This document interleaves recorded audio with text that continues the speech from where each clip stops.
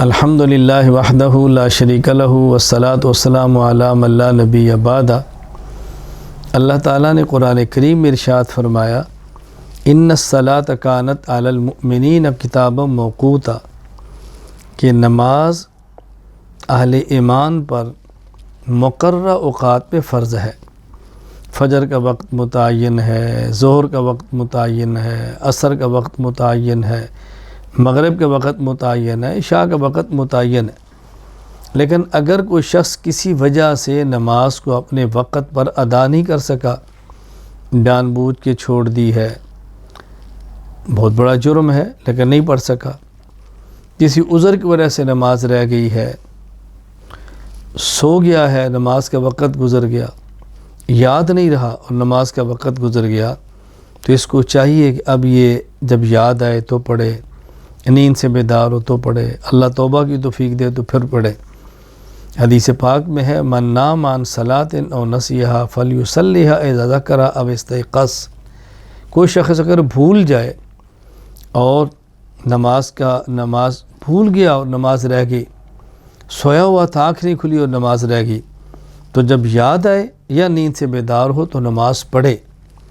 اور ایک روایت انس رضی اللہ تعالیٰ عنہ فرماتے ہیں رسول اللہ صلی اللہ علیہ وسلم فرمایا اگر کوئی شخص بھول گیا اور نماز نہ پڑھ سکا تب اس کا کفارہ توبہ استغفار صرف نہیں ہے، بلکہ اس کا کفارہ صرف یہ ہے لا کفارۃ لہا الا ذالک، نماز ہی پڑھنی ہے، نماز ہی پڑھنی ہے۔ اسی طرح نبی کریم صلی اللہ علیہ وسلم کا دیکھیں اپنا عمل مبارک کیا ہے۔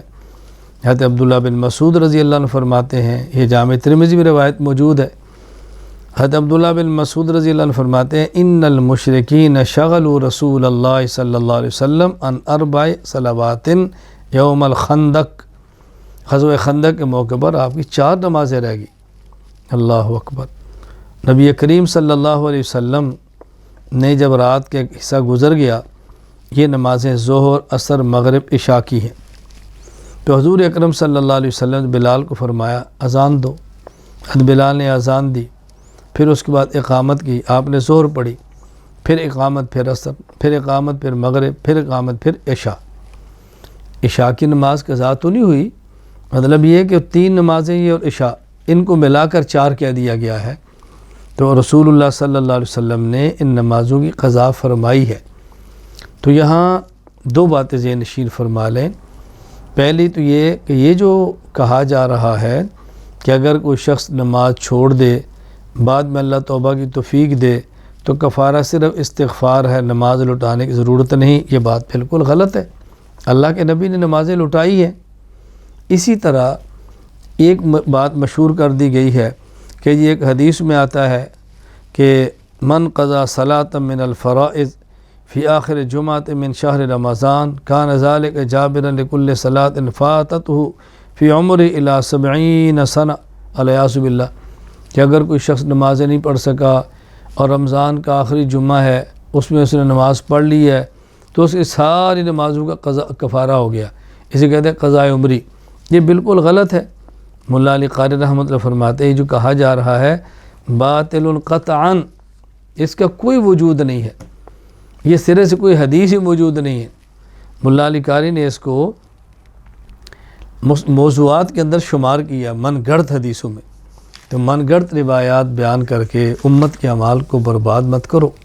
اور ہمیں بھی احساس کرنا چاہیے کیسے ہو سکتا ہے کہ عمر بھر کی نمازیں ایک نماز پڑھنے ساری معاف ہو جائیں، ایسے کبھی نہیں ہوتا۔ اس لیے نمازیں پڑھنی ہیں، مکمل پڑھنی ہے۔ اگر کسی کی نمازیں لگ گئیں تو اس کا بہترین طریقہ یہ ہے کہ اپنی نمازیں شمار کرے۔ اگر شمار نہیں کر سکتا، بہت زیادہ ہیں، تو ایک اپنے ذہن میں خاکہ بنا لے اور اس نیت کے ساتھ پڑھے کہ میرے ذمہ جتنی نمازیں ہیں ان میں پہلی جو فجر کی ہے وہ پڑھتا ہوں، جو نمازیں اس کے بعد ظہر، عصر، مغرب، عشاء، پھر اگلے دن فجر، ظہر، عصر، مغرب، عشاء، یوں ہر روز بھی ایک دن کی قضائیں کریں۔ وقت آتا اللہ پاک پوری فرمائی دیتے ہیں۔ اسی حالت میں مر گیا، کچھ رہ گئی تو اللہ کے دربار سے امید رکھنی شاید معافی مل جائے، اور پھر بھی نہ ہو تو فدیے کی وصیت کر کے جانا چاہیے۔ اور یاد رکھیں اگر کسی شخص کا بڑا یا بھائی، بیوی، شوہر کوئی دنیا سے چلا گیا ہے، وصیت کر کے گیا ہے تو بہت اچھا، اگر نہیں وصیت کر کے گیا تو فی نماز ایک صدقۃ الفطر کے مطابق فدیہ ادا کر دیا جائے اور اللہ سے دعا مانگی جائے کہ اللہ تعالیٰ اس کو معاف فرما دے۔ روزانہ 6 صدقۃ الفطر کے برابر فدیہ دینا ہے، فجر کی نماز کا، ظہر کی نماز کا، عصر کی نماز کا، مغرب کی نماز کا، عشاء کی نماز کا اور ایک فطر، یہ 6۔ اس طرح نماز پابندی سے ادا کریں، کچھ رہ گئی ہیں تو اس کو پڑھ لیں، اور پھر بھی اگر کوئی اپنا عزیز دنیا سے ایسے چلا گیا ہے اس کی طرف سے فدیہ ادا کر دیں، اللہ تعالیٰ سے دعا بھی کریں، اللہ تعالیٰ میں نماز کی پابندی کرنے کی توفیق عطا فرمائے اور خرافات سے اللہ تعالیٰ ہم سب کی حفاظت فرمائے۔ وآخر دعوانا ان الحمد للہ رب العالمین۔